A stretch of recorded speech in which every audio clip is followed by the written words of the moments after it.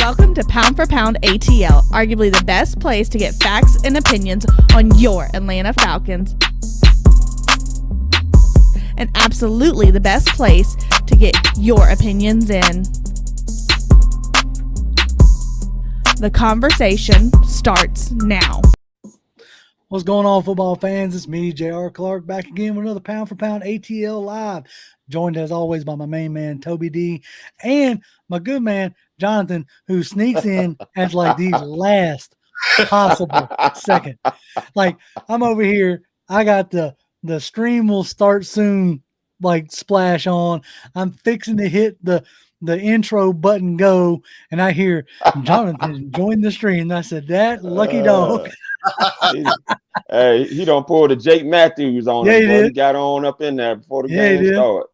Now, before we get real started, I want to call out our good buddy, Nick Bangaloo, who is always in the chat well before everything gets going, always leaving like awesome comments and just tons of comments underneath our videos.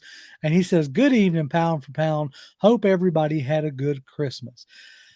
We did. I did. I don't know, like some folks might not have, but I had a good Christmas. I got a cool looking water bottle that was nifty because I need to drink more water.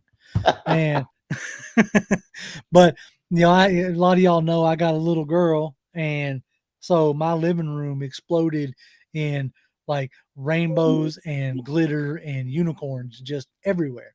So Toby, how was your Christmas, brother?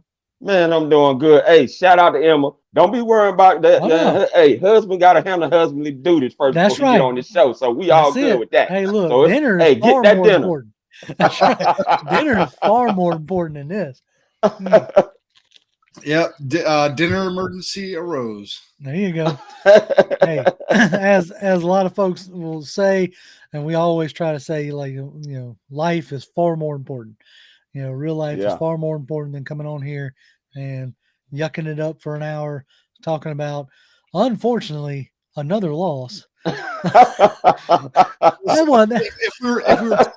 we were talking about a win, then it might the scale tip the other way. But no.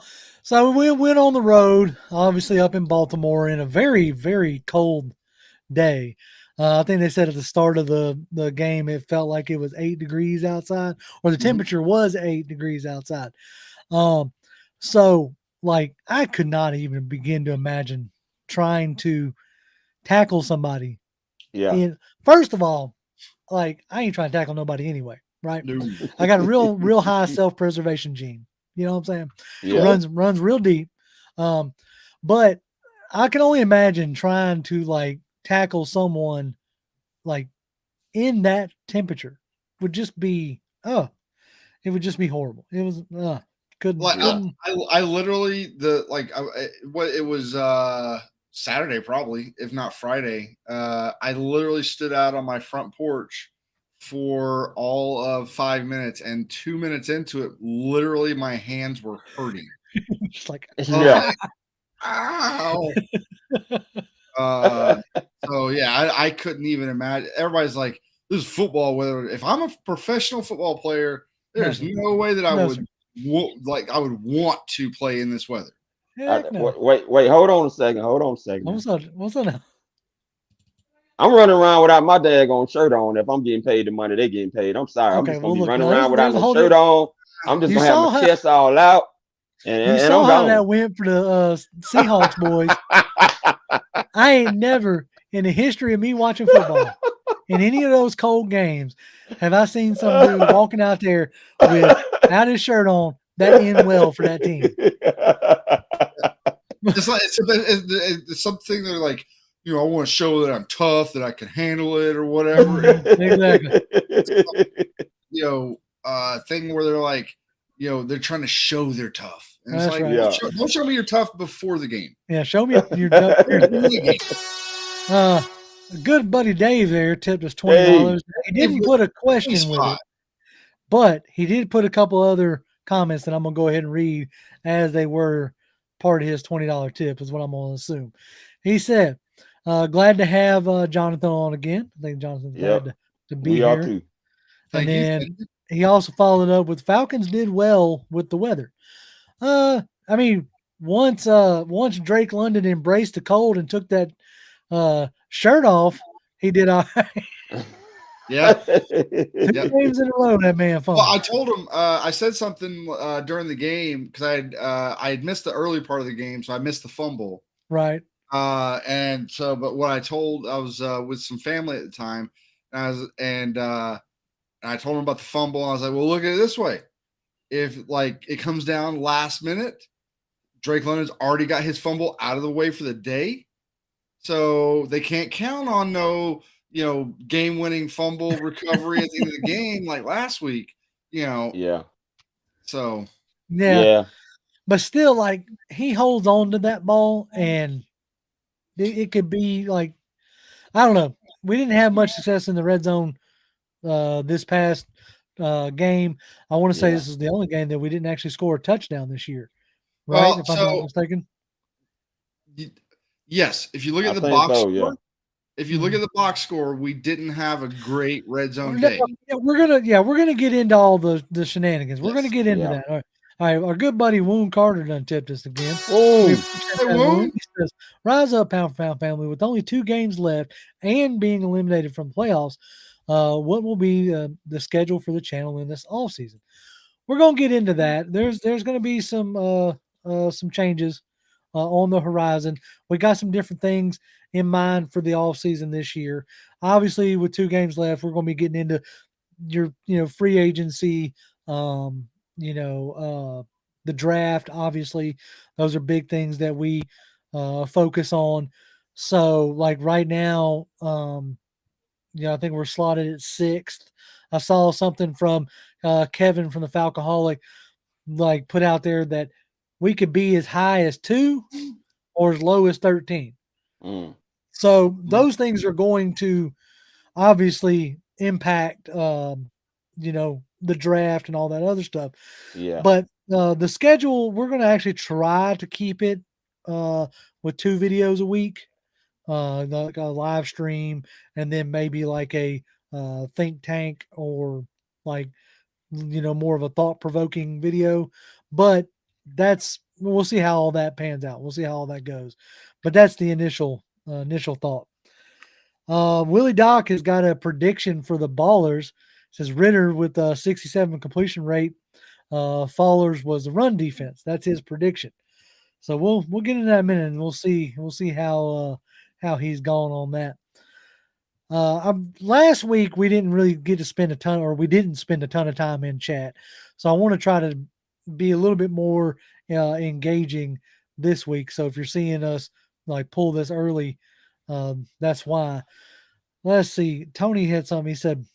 Tony says, fellas, at the end of last night's game in Indy, I saw something I thought I'd never see other than in New Orleans or Detroit. Some Colts fans were standing up wearing paper bags on their head. I mean, like that. If it was going to be any franchise, it would either be the Colts this year, or the only other one that might have a better case for wearing bags over their heads is the Broncos. Well, that's pretty much it. Yeah.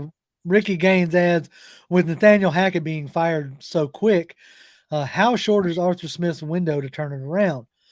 Grady post game eclipsed it all. So you're holding up what, 3rd year?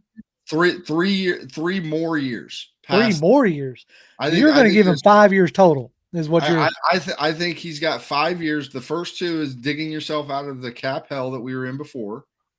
I mean, I honestly, like, they were just trying to get out from underneath that, be as competitive as they could get. If they get to the playoffs, great, what have you.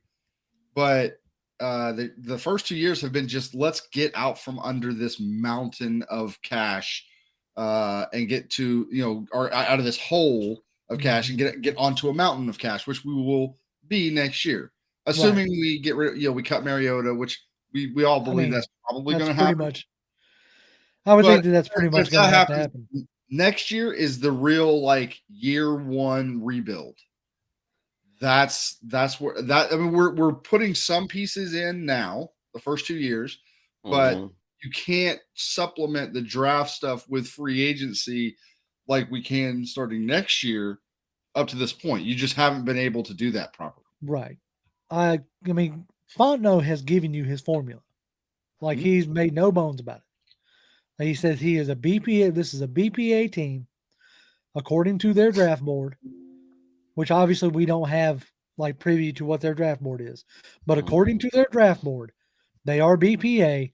And then he views free agency to fill needs.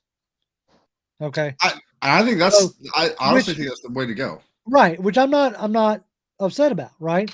So, but to your point, Jonathan and Toby, if you want to chime in on this, they haven't had the funds to fill needs in free agency.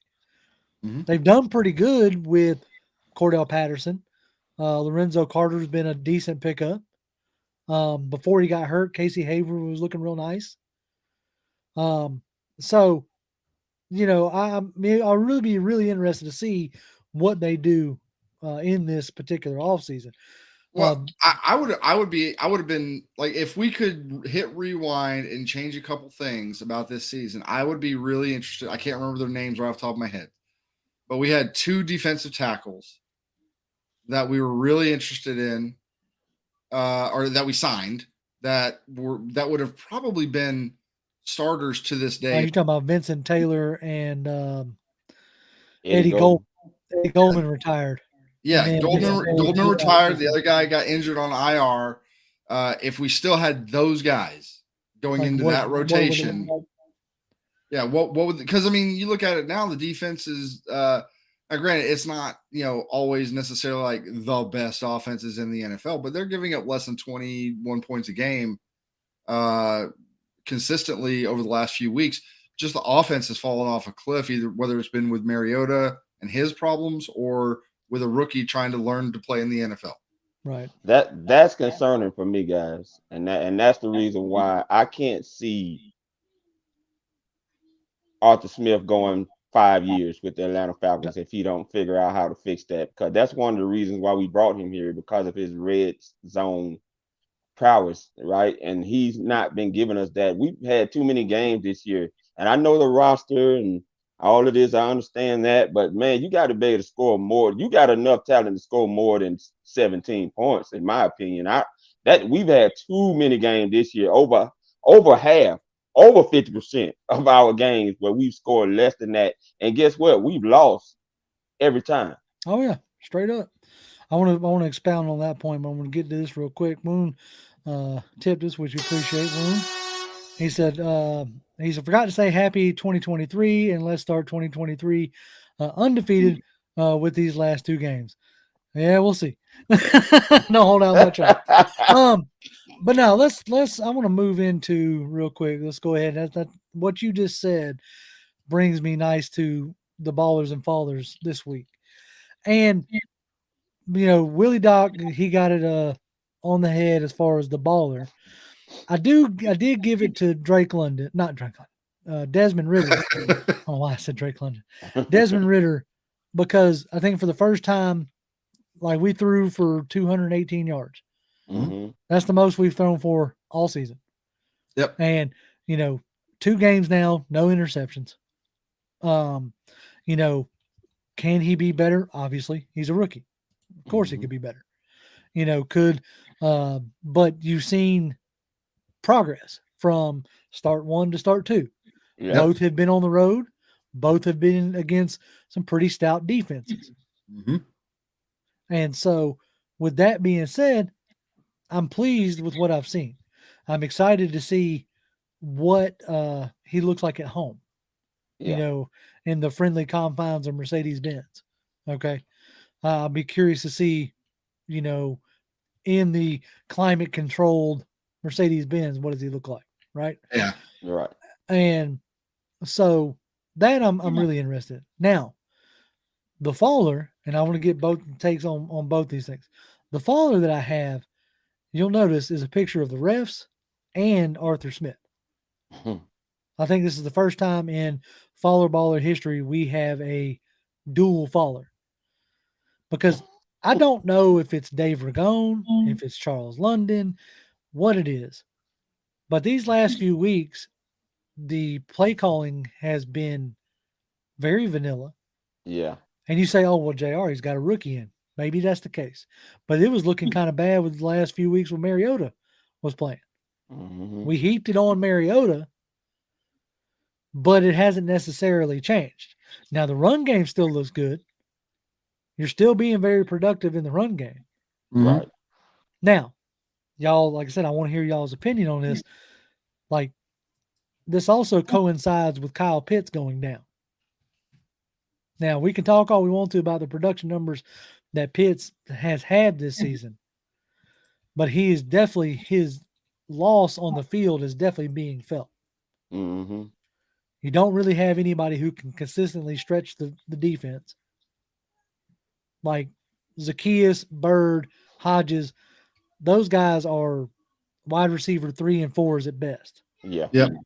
Yep. You know, and if you go back and watch that all 22, like even Zacchaeus is kind of, his play has fallen off a little bit. He's falling off. Yeah. Like as far as like the separation he's been able to get is not there. So yes. Hold on, Jonathan. I'm getting a lot of feedback. And I know it's probably on your end. If you could yeah, give me just a second. I'm gonna plug it. I'll get my headset out. Okay, cool. Anyway, so if like I want to see what it looks like with like a legitimate number 2, Kyle Pitts back, that kind of stuff. Yeah. But, and I want you to expound on this, Toby. I am like starting to get concerned with the people who are setting the table for Smith to call plays. Do you have anything you want to like add on to that? If Charles London and Dave Ragone are at fault for this, he need to figure that out very quickly, because it's become very concerning now that we can't score more points than the defense is giving up. The defense is one thing. If they're not doing anything else, they've been consistent holding the points down, and we can't beat teams over the points that they're holding down. That's concerning for me. And you can tell that it's frustrating to Arthur Smith, because he's been yelling a lot at the refs in the last couple of games, and it's been highly noticeable. In this last game, for sure, these refs, man, they did not want the Falcons to win that game. Let's just go ahead and call it what it is. They called everything against the Falcons they could, because, look, they don't want to see no Falcons make the playoffs, not with a losing record. We're not sexy right now. No, not right now. And Baltimore is. You can call it whatever you want to call it. There is a certain level of like ratings that are, I'm not trying to be tinfoil hat conspiracy thinking that the NFL is rigged, but at the end of the day, like you just said, like, you know, the NFC South's a dumpster fire. Yeah. Who's a better story coming out of the NFC South? The Falcons with the 3rd round pick at QB or one last ride for Tom Brady? Right. You see what I'm saying? I mean, like at the end of the day, Brady's going to get bounced in the 1st round. Probably, but it's a better storyline, right? Real quick, Willie Doc tips I had to cover up Jonathan there. Thank you, Willie. He says, could Smith improve his coaching? Yes. Does he need to be fired? No. Way too premature to have a coaching change. This team competes every game somehow. And that's okay. Willie brings up a real good point that I want to, kind of talk about for a minute. Like, I don't want to get into the QB and coaching carousel. I would much rather, because of the statement that he made, we've only been blown out in one game all year. Yeah. That is a stark difference than last year. Yep. Last year, if it wasn't another losing team, we were getting absolutely embarrassed. Yep. Like Toby remembers the game this past weekend. If that exact same team rolled up against the team from last year, we probably lose that game by at least 17, probably 21, 24 points. Because for one, the defense, like, is it a great defense? No. Is it markedly better than it was last year? Absolutely. Yeah. And that defense would have never been able to stop those guys for anything. And we tend to be better in the red zone. now we have a typical bend don't break. Yep. And has been the the formula that they've used this year, because they don't really have like any alpha, like other outside of Grady Jarrett. You don't really have any like stellar, like Grady Jarrett and AJ Terrell. That's really about it. And you're relying on rookies and second year guys and guys who are on a 1-year contract and all this other stuff, which we've documented and talked about many a time. So I'm not trying to like beat that horse into the ground. Yeah. But you have Troy Anderson being named the starter now over Michael Walker. And he's trying to figure it out. And you see it. There's flashes. Like that once Troy Anderson, like if he can get it, really put it together, he's going to be a force in that, in the middle of that field. Yeah. Yep. Let's see. Oh, no, go ahead. Yeah. He there were a couple, there was one play in particular, but there was a couple times I saw this where he shot his gap on a running play, got to the running back and just couldn't bring him down. Right. He needs to get into that weight room. He needs to, and I think that you get him into an off season of, true full NFL off season. Yep. Get that full NFL off season, get in that NFL weight room, pumping that NFL iron, and he'll get better at that, but also just the experience of like this, just what we always talk about, the speed of the game, like how fast and how strong everybody is. As good as you are, as good as your particular athleticism, like he's crazy athletic. As good of an athlete as he is, everybody in the NFL is like probably the best athlete from their team or close to it. So like, getting used to, I can't just make it there and then the play's made. I got to get there and then make the play as well. It's going to take some time for him to get there. But absolutely. You see the flashes and you're like, man, I can't, I pray that this guy can put it all together. Right. Yeah. That mental has to catch up. And I think once it does, he's going to be fine. King 7 brings up a good point. It says, I think we are the same Falcons. Just think the points are down because we run the ball well and we can control the clock. That's the only thing that I've seen improve. The defense seems okay, but not enough. And that's part of the formula, right? Like you keep the defense off the field, limit them, being eaten up.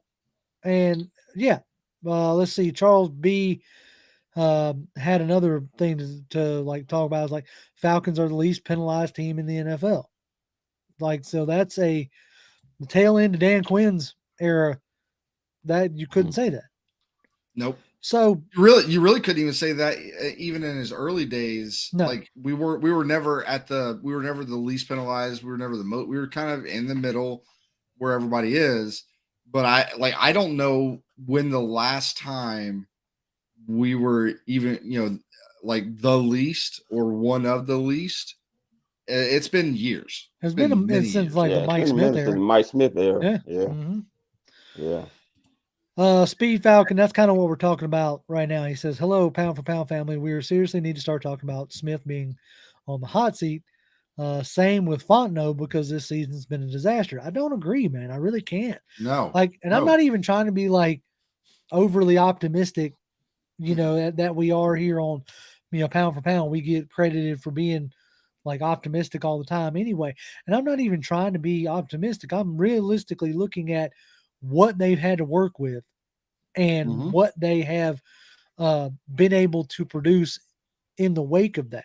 Right. Yes. Like Toby alluded to. Now, granted, it's fallen off. Maybe it's because the rest of the NFL's caught up. We don't have the horses to really adjust. I don't know. Coaching maybe still needs to learn, but the first like 6-7 games, like we were covering points every game. We were one of the best offenses, like points wise, in the league. Yeah. Yep. And I think that shows you that it can work. I think it just needs an influx of talent. Just like with, that's what separates the top teams, like, okay, right now, by draft order, the worst team is the Houston Texans. One of the best teams is either Philly or the Chiefs. What's the major difference in both of those teams? It's talent. Yep. I mean, Philly ain't got or Houston ain't got a Jalen Hurts or an A.J. Brown or a Jordan Davis or, Fletcher Cox or Fletcher Cox. Yeah, all those guys. Brandon Graham. Like all those, I'm saying, Yep. like, I don't even know if Brandon Graham's still on the Phillies or not. But not Phillies. Damn.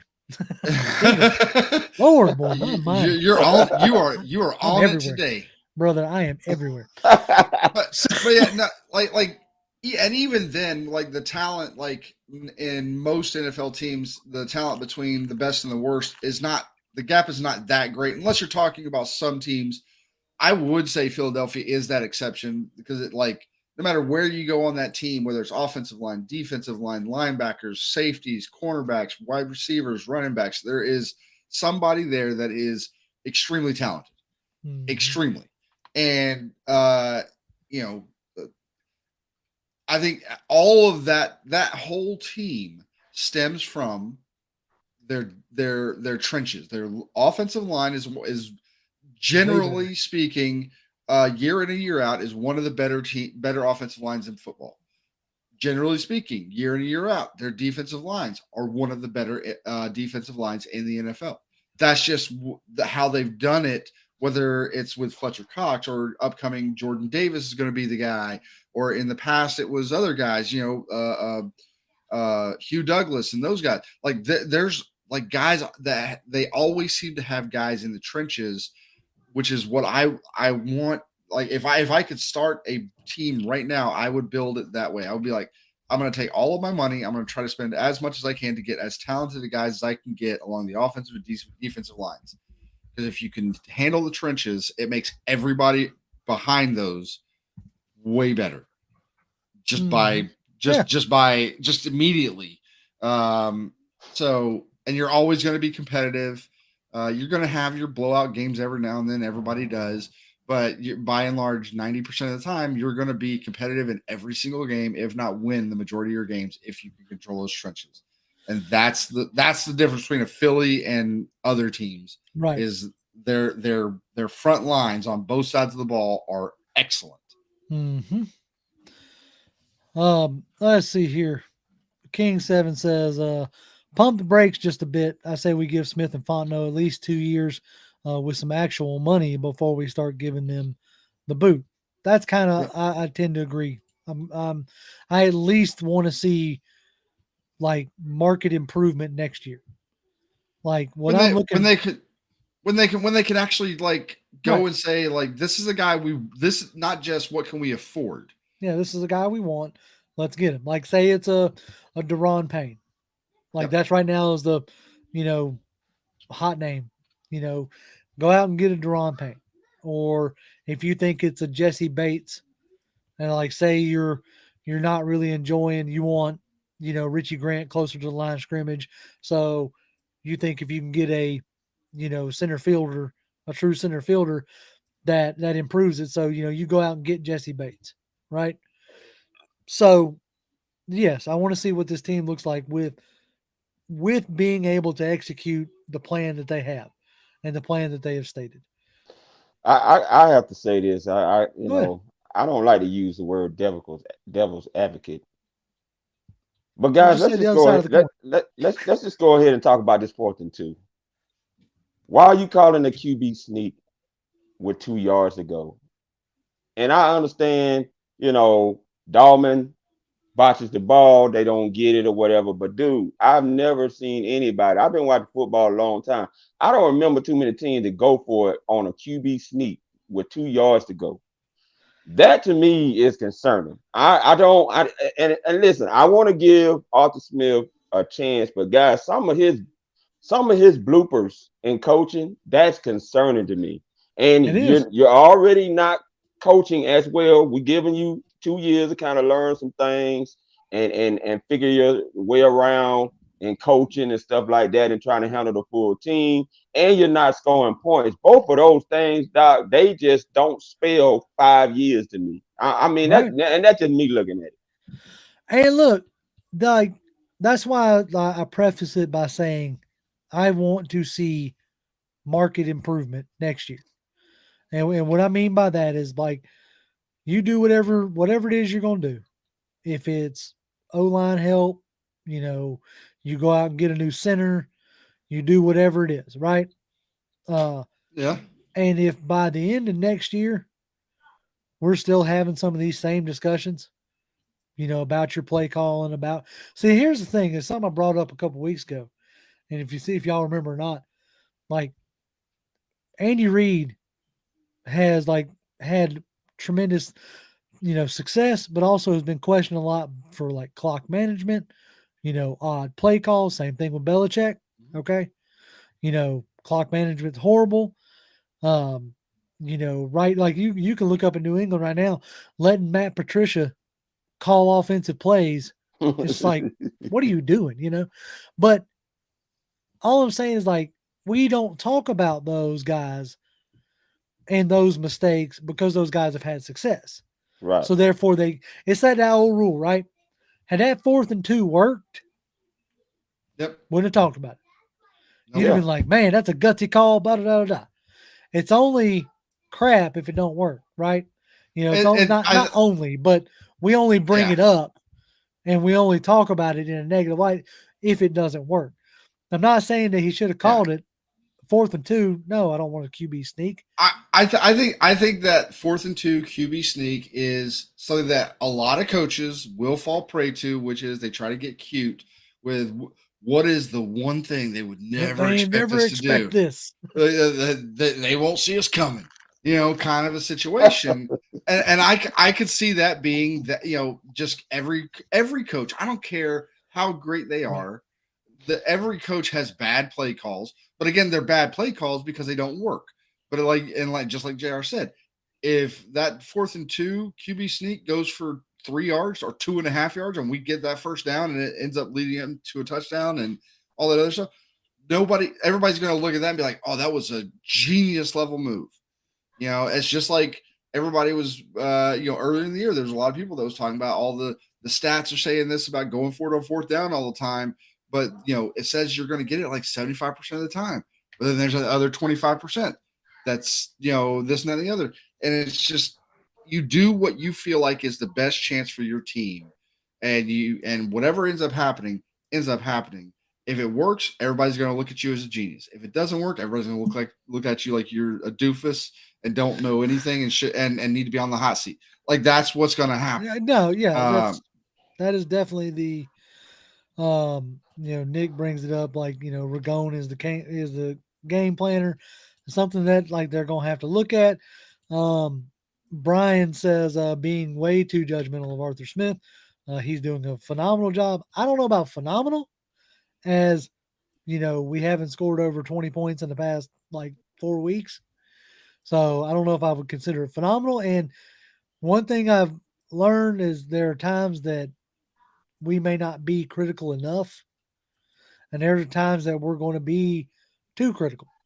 Mm-hmm. So it's the ebbs and flows. Right now in this particular, section of the show, it could be, viewed as being, too critical, but we're just calling it like we see it. There's too many times of what I consider not enough like gimme throws, for Ridder, to try to get him comfortable. Like the gimme stuff seems to be like your high percentage stuff for us is the run plays. Mm-hmm. But I need Ridder to get a little bit more involved. I liked what I saw on Saturday. Like I said, they let him throw for 30 something times. Mm-hmm. And completed 67% of his passes. And you've been saying that before, like you think 25 to 30 is that number. That's that window. That's what you want an Arthur Smith coached offense to look like. Exactly. Right? And I agree. And he looked good once he got out of the first quarter. Once he kind of settled into the game, he started to make some better throws. And then, like again, if we don't have a horrible, absolutely mind-rending, horrible holding call on Zacchaeus, and if Allgeier doesn't trip over Ritter's foot, like if those two things don't happen, that's 14 points that we have. And then also you look at the intentional grounding call was absolute garbage. Yeah. Yep. Fred Butts just tipped us $2, which we appreciate, Fred. He said just need more weapons around Ridder. He's QB1. I honestly think, and we'll get into all this. I'm gonna do this from Jay Black real quick. Thanks, Jay Black, for the $5. He says Ragone needs better game planning. Need more wide receivers, scrubs to give wide receiver separation. With Ozzie in the lineup, Kyle Pitts being out makes this essential. Okay, we're going to wrap all those two into like answering one. Yeah. That's something we talked about earlier. I do believe that they're going to roll 2023 unless they find themselves in yet another sweepstakes for a proven QB in this particular situation. Now, they think the only one would be Lamar Jackson. So let's just for as we've done every week so far, the last couple of weeks, like unless they're in the sweepstakes for Lamar Jackson, I think it's Ridder in 23. Because let's just look at the top two QBs, Bryce Young and CJ Stroud. I know a lot of people are talking about Will Levis. I can't get there yet. Maybe I will as we get closer to the draft. I don't know. Right now, I'm saying it's Bryce Young and it's CJ Stroud. Young is a great quarterback, but I don't think he fits this system. And I don't think he fits what Arthur wants to do. Nope. Okay? Like, he's just too small. I don't think he's going to get hurt a lot, but I think, like, with him, you're going to have to do like Kyler Murray. You're going to have to roll him this way and that way. And, I just don't think that he's going to fit what Smith wants to do here. You can't be a Kyler Murray if you don't have the arm. And I don't know for a fact that he has the kind of arm strength to be able to consistently. He seems like he's somewhere like close to a 2, I think. Yeah. But again, we're going to have a whole offseason to debate all this. So I'm not trying to get too deep into like draft stuff right now. Sorry, I will try to keep the tangents down. We'll put a damn muzzle on you. Anyway. I'm just gonna say, right, I love Ridder. I'll tell you, I love his throwing. He has a strong arm. You can tell it when he throws his ball, it's thrown with authority. I love it, and I think he will be perfect for the Falcons to start in 2023. Like you said, if we don't make a huge run for Lamar Jackson and that's not on the table, I definitely see Ridder being built around and getting some talent around him from the line to more weapons that he can trust, and that he's already shown us, guys, he's going to throw the ball up and let his tall guys go and get that thing. Like we saw a beautiful catch that they tried to say was out of bounds by London, and then they came back and reversed the call. They were trying so hard to take away that beautiful catch from London. But, buddy, let me tell you something. I love it, man. Ridder, if Pitts was on the field right now, Pitts would be eating this up because he knows he's going to get the ball just thrown up to him and let his 6'6" frame and tall, huge wingspan that he has out of everybody in the NFL go up and get that ball, man. So I'm excited for that. That's you led right into where I was heading. Is I think, and I said it in the offseason last year. Dave agrees with you, Toby. He says, "Great point, Toby." Appreciate that, man. That's right. I saw that. But Jay Black says, "That's right, Toby." But that's the thing.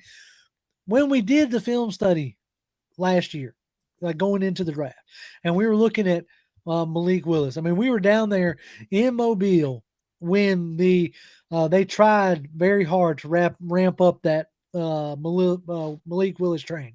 Yeah. And, they were trying to give him all the amazing throws and everything else. But you saw the consistency from Ridder. And you saw that, like, when you went back and watched the film, he played in a system that is very similar to what Smith wanted. Yeah. And so I think that you have, 10 months or whatever it's been, like this whole off season, or like this last off season up to this point with Ridder, and then you go into, like you're talking about with Troy Anderson earlier, you go into a full off season to where, hey, Ridder, guess what? You're QB1. Like, this is your team. This is your deal. Let's see what you can do. Right. And I think, honestly, you give Ridder a full year. It would almost remind me of, the Houston Texans stuff, like where they gave Davis Mills a year. But I think we come out better for it myself. Yeah. But you give Ridder a year. And if Ridder, with an influx in talent and receiver, knowing that he's got the position unlocked, everything else, the right mindset, all this jazz, right? If he like stinks it up or looks just mediocre at best, then maybe in 24 you consider, because if he stinks it up, you're going to be right back and picking high again anyway. So then you can look at, possibly getting maybe looking at Williams out of USC, or Drake May. Yeah, Drake Mays out of UNC, or whoever else pops up between here and there, right? Or wherever he's going to end up playing, apparently. Yeah, wherever. Oh, is he? Well, no, he said he was going to stay there. I did? Yeah, he said he was going to stay. Let's see. Okay. To Big says, Big best QB in this year's draft is Kentucky's quarterback, Will Levis. Again, I'm going to have to do some more digging, because the film that I've watched on him from this year, like I've watched 2 games and I was not impressed. I'll say that. I mean, yes, I saw the video clip of him standing in one end zone, throwing it to the other, but that's against air. I mean, that's DeMarcus Russell. Yeah, I Russell, don't care what you can do when you don't have pads on, or even if you have pads on, but there's nobody else. There's nobody coming at you. You're not reading defenses. Don't care. If you could throw it 50 yards in the air, 50 to 55 yards in the air, would I like it to be a little, be able to throw that on a rope? Yeah, sure. But it's not necessary to be a great quarterback in the NFL. Yeah, that's not how the NFL game is played. So there's two things. There's two things I want to say real quick. Sure. Jay, I just want to say thank you, Jay Black. I plan to be back as often as I can. So there's that, and then the other is as far as Ridder, people talking about like bring in Lamar Jackson, and do I think Lamar Jackson's a good quarterback? Sure. Do I think that he's necessarily a great quarterback? I don't know. He had the MVP season. He still and he hasn't gotten back to that since then. He seems to either get injured. His running style, he's bound to get more injured as he goes along in his career, and that's going to be less and less of a good thing for him. But on top of that, like the kind of money he's going to command would then stop us from being able to really get in on the O-line guys, D-line guys, like as much as we can without him. Try to do the thing that every other team that generally wins a Super Bowl these days, unless you're bringing in Tom Brady, is you get a young quarterback on a rookie deal that doesn't hamstring you on trying to fill out the rest of your roster. And when you get that mountain of cash in cap space, like we're going to have this coming up off season, you're able to go out and get the really talented guys and build that. You're building a little bit of a foundation now. You solidify it next year, and you add on to that next year as well. And now you're talking about a team that actually has the talent to be able to compete.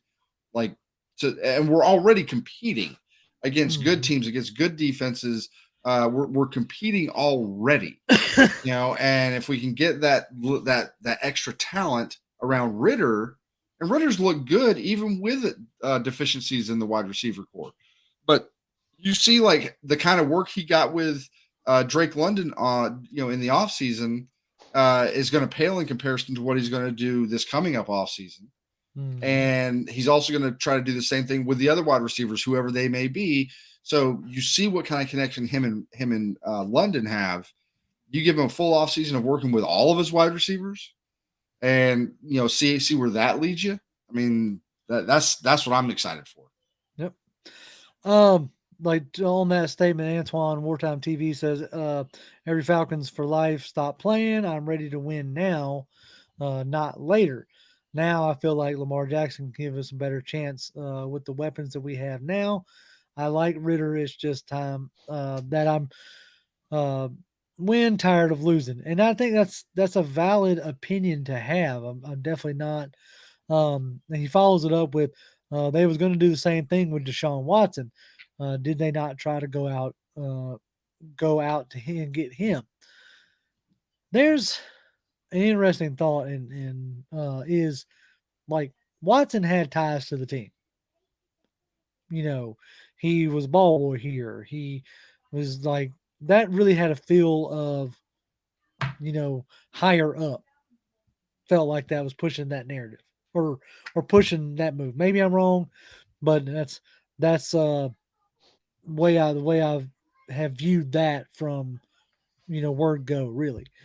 But I do think that if given the chance, they probably would go after it. I can't rule out them going after Lamar Jackson, and I can't rule it out because of the Deshaun Watson deal.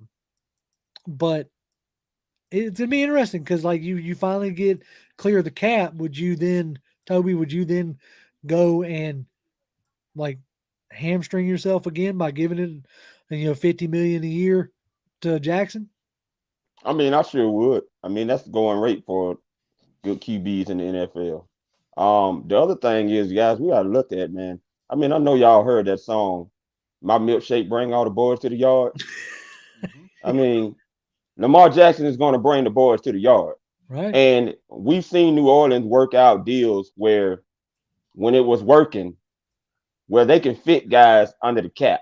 So I know good and well Terry Fontenot, given the opportunity, you bring a guy like Lamar Jackson in, you're going to get opportunities to get some of the best offensive linemen, and you're going to get opportunities to get some of the best defensive guys out there because they're going to want to follow Lamar Jackson wherever he goes, just like guys wanted to follow Deshaun Watson.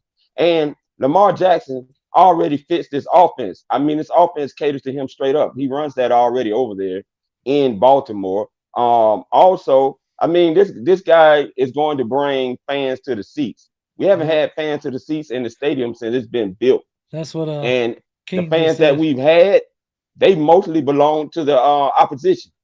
Right. You know what I'm saying? But I'll say this. The thing that will bring fans will Lamar Jackson bring fans to the seats day one? Absolutely. Okay. I think he will. I think he that energy of him being in, but what happens if either one, he gets injured, or two, it doesn't pan out because now we can't go and get the wide receivers that we want. We can't go and get the offensive linemen that we want. We can't go and get the defensive linemen that we want. And he's stuck with this exact same team or something close to it. And then things don't pan out.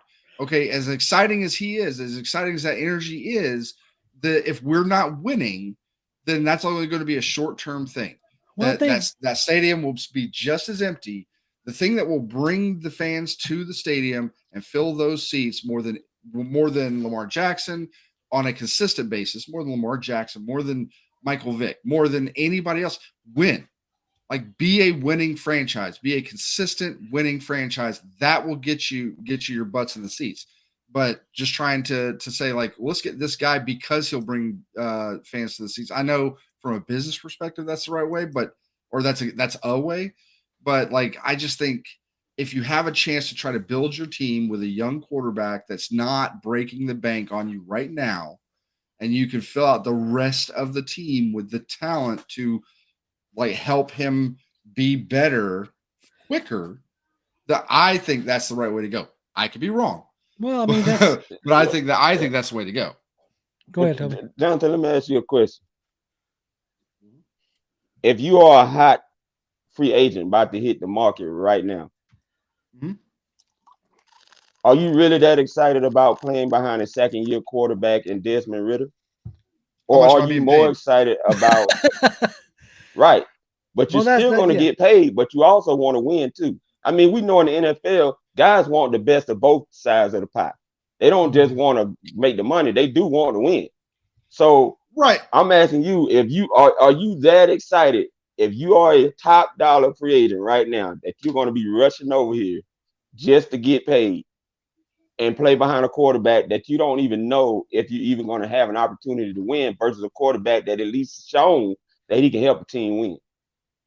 I mean, yeah, like if the Falcons are willing to pay me more money than another team, it's especially if we're talking about guys, it depends. If we're talking about guys on their first contract, their first big post draft contract, I don't think those guys, in a lot of cases, they don't necessarily care. They don't care like what's going on with the team as far as wins and losses and stuff like that. They want to get paid so that they can, they can be set financially. Now, you're talking about a guy who's a vet, who's in his early 30s, who's going for his second contract and things like that. Now, maybe he still is like, let me just get the most amount of money I can make to set me up for life and set my kids up for life and stuff like that. But maybe he made a whole bunch and he's done some good investing. Maybe then it becomes more, where can I go to win? I think that happens later in the career. Early in the career, I think it's let me get paid as much as I can to do this job that I love. It doesn't matter where it's at. Now, I'm not saying the guys are going to be like, let me go to Houston, let me go whatever. Right. Maybe not. But at the end of the day, I think 95% or better of free agents are, what is the best for me financially? And if that happens to be the Falcons, great. If it happens to be some other team, then that's where they're probably going to go. They're not going to take a discount to come play with us. Nobody's going to take a discount to come play with anybody unless we're talking about maybe Mahomes, maybe Brady, and that's probably it. Maybe Josh Allen sneaks into that conversation a little bit. But outside of that, like nobody's going to be taking, maybe Aaron Rodgers. But obviously we saw Devontae Adams wanted out of there. So maybe there's some weird thing going on there. But there's just not a whole lot of guys like that. You got to keep in mind that oh crap, I missed. You were on a roll and I missed Bradley's. I got to swing back up here. There it is. Sorry. Very sorry, Bradley. Bradley. He says, how much do you think the Ravens paid the refs? Talking about money, probably paid them quite a bit because they were definitely doing everything they can, like Toby said, to keep us from winning that game. Greatly apologize for not getting to that a little bit ago. So he says, no worries. Let's see. Anonymous, because I'm definitely not reading that name. Anonymous says, I respectfully disagree. I think Lamar can get people to want to play in Atlanta. I definitely think that'll be. I think that like there's. Let me get my thoughts together here. All right, so I think both y'all have very valid points. Okay, right now in Atlanta you have what Cleveland had for a long time and what Jacksonville had for a long time. You can get guys there, but you're going to have to pay them like quite a bit of money. Like that's the incentive, right? And that may happen this offseason. But, if you start to turn it around with Ridder, then maybe next offseason, you're like, okay, we can add a little bit more and maybe don't have to pay as much because the goodwill towards the team is being built. So think about it like this. In that vein, you had Patrick Mahomes, right? And I bring up Kansas City a lot, mainly because, oh, hey, they're successful. But B, that's the model that Fontenot has said. He's publicly said that that's what they're attempting, or is that something that they looked at as a model that they could build around. So what did they do? They get their QB in there. They draft Mahomes well over, like higher than most people. Like Mahomes wasn't really on anybody's radar in that draft. He was, but not like when the Chiefs moved up to take Mahomes, everybody was like, what are you doing? Right. Yep. They just went to the AFC Championship game with Alex Smith, or deep in the AFC playoffs. I can't remember if it was a championship game or not. Somebody will correct me. But they draft Mahomes, and then start building around him. Okay. You get, you draft Mecole Hardman. You rebuild the entire O-line. Once you insert him in. And then you pay Mahomes. You pay him what was it, $500 million or whatever it was? You paid him a huge sum of money. Yeah, for 10 years. Yeah. For 10 years. You locked him up, right?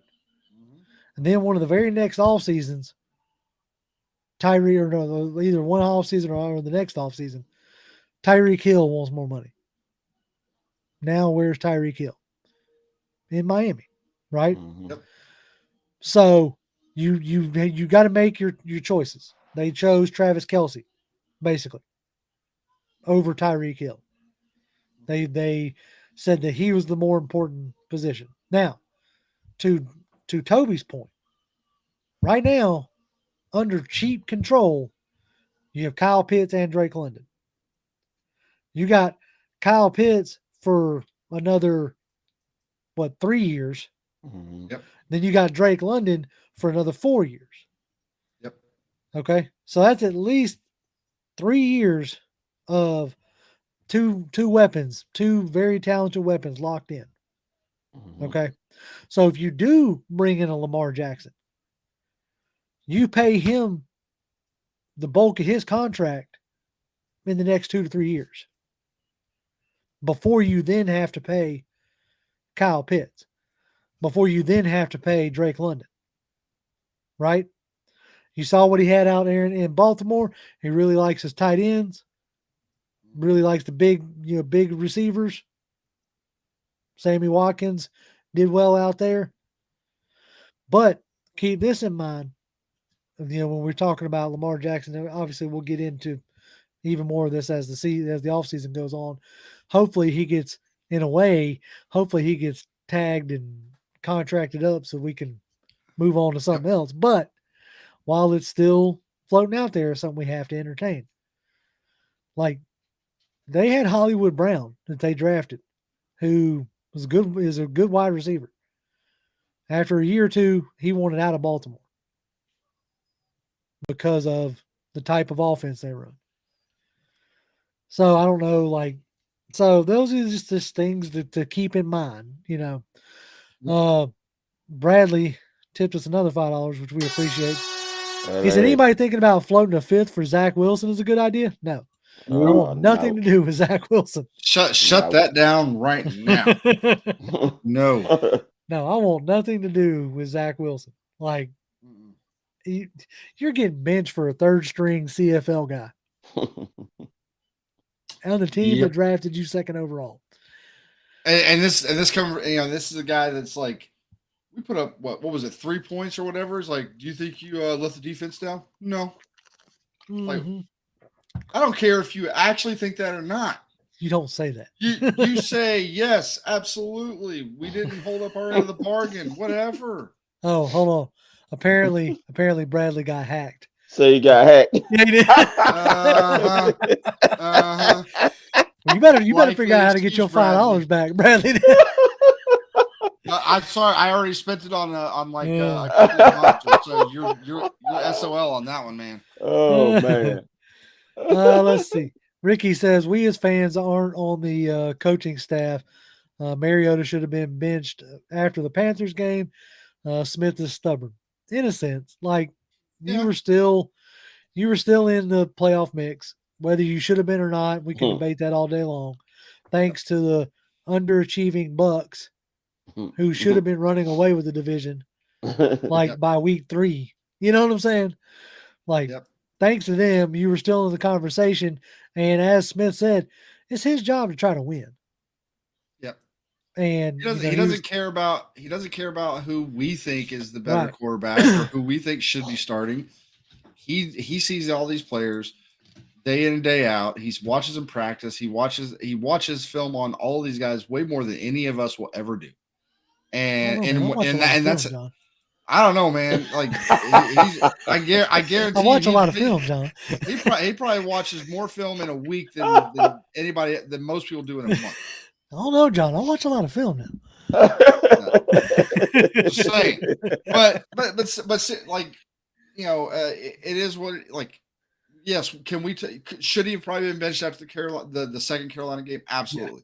Yeah. Okay. Should that have happened? Absolutely. But it didn't happen. So I'm not gonna worry too much about it now. All I want to see at this point going forward is how does Ridder look? Does he keep progressing?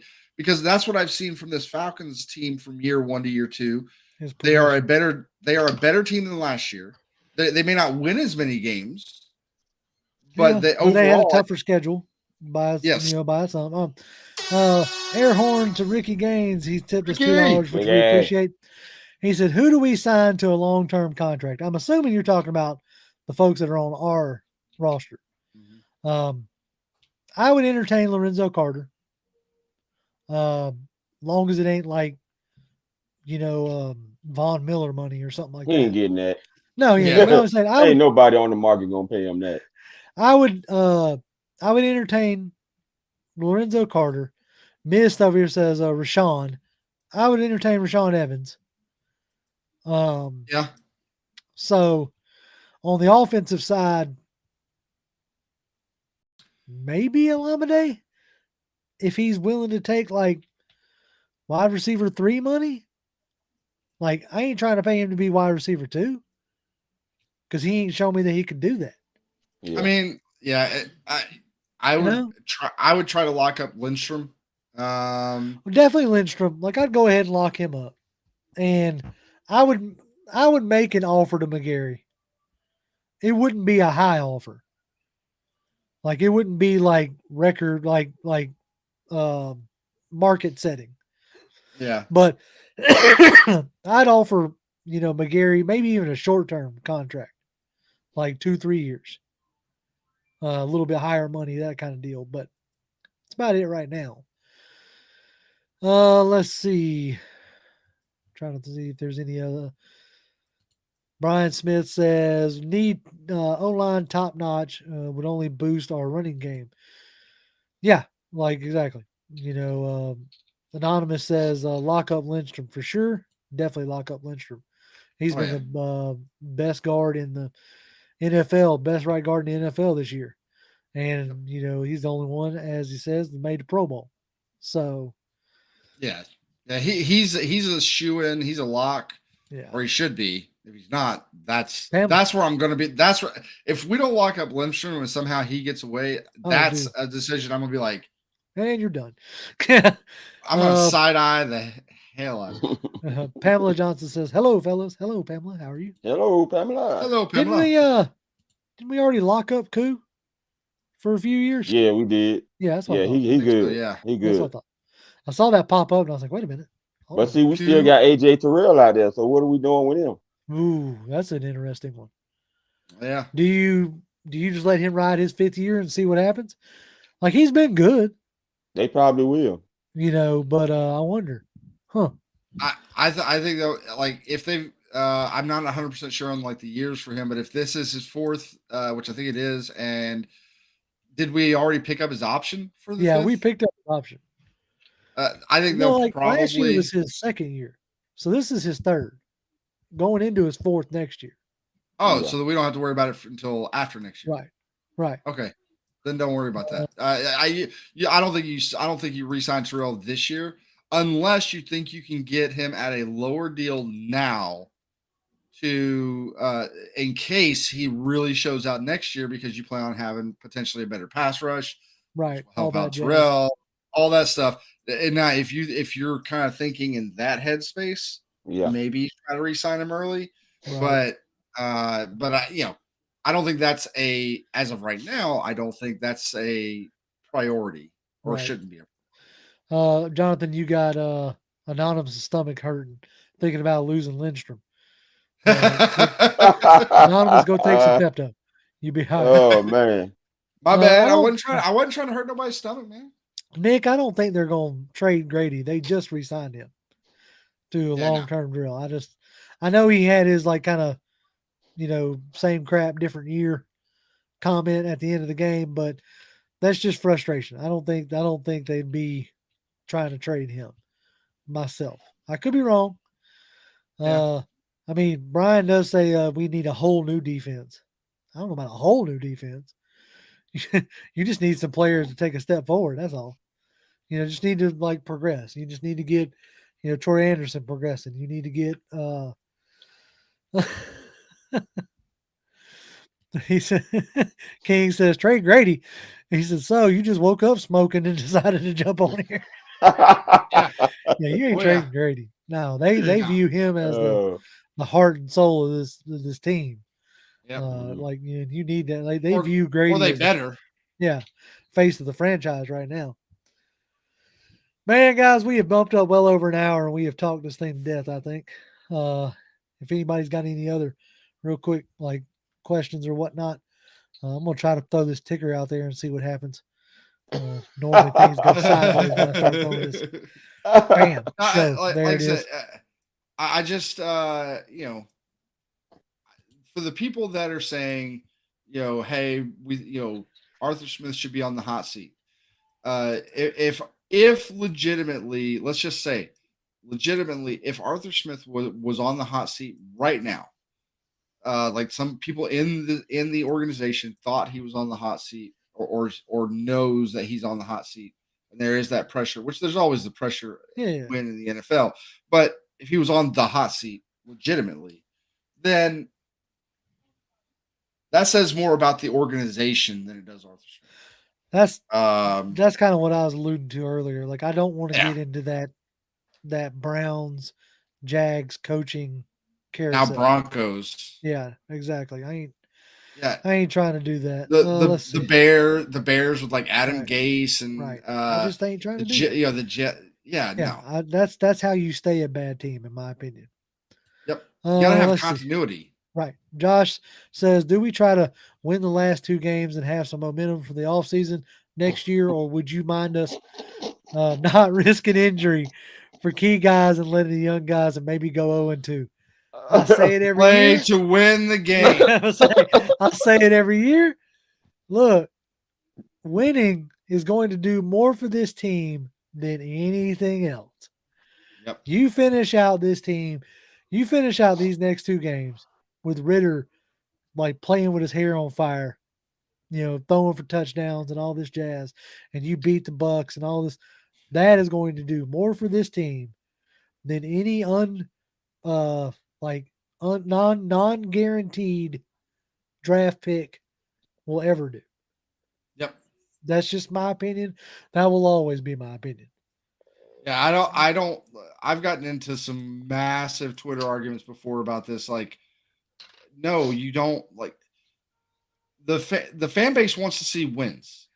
Okay, like now I'm not saying everybody in the fan base wants. Obviously, there are some weird people that are like, no, let's tank these next 2 games so we can get better draft picks and this and that and the other. And it's like, no, you win as many games as you can possibly win until they tell you can't play anymore during the year. And the more wins, just like I talked about earlier, winning will put butts in seats. That's it. The more you win, the more butts in seats you're going to get. Yep. I had a conversation with a Steelers fan who moved down here from Pittsburgh a couple years back because he's in the Army, or was in the Army. He went to the Steelers game, and he was all trying to mess with me. He was like, "Oh man, there's more Steelers fans than Falcons fans." I said, "Yeah." I said, "Of course there are." I said 2 reasons. One, Atlanta's a transplant city. Always has been, probably always will be. I said 2, Pittsburgh's got the history. Yep. Title, with all the titles, the steel curtain, Brendan Roethlisberger, all that jazz. You have the history of being consistent. I said, I can tell you one thing about this town. Outside of the Georgia Bulldogs, this town supports a winner. And if you win, they will show up. Jonathan, you yourself was there in the stadium in 2016 when, during that playoff run, if I ain't mistaken. It was 2012. Or 2012, that's what it was.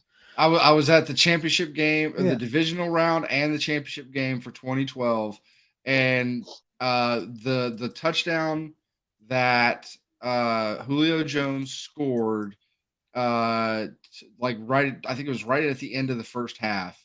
to put us up by like 2 scores or 17 points or something like that. And it looked like we were going to roll.